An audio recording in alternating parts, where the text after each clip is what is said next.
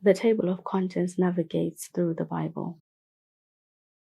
You then get the books of the Bible that you can select,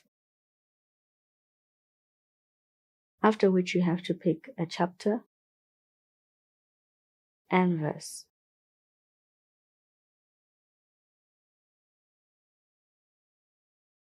When you're already on the book you want, you can go to the chapter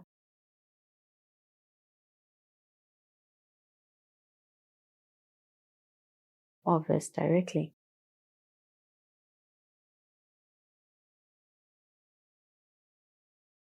There's two ways to view your contents table.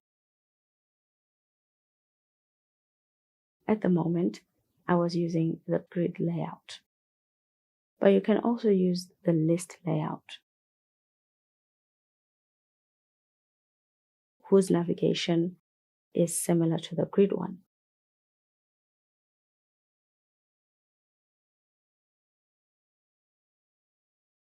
Scrolling means you take a bit of time to get your verses.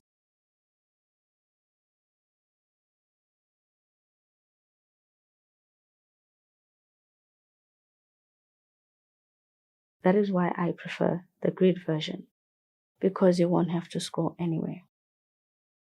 The app also has a full grid layout,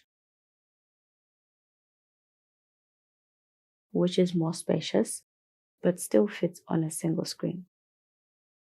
Lastly, you can add some color to your table of contents. It only affects the first level of your contents page, not the chapters or verses.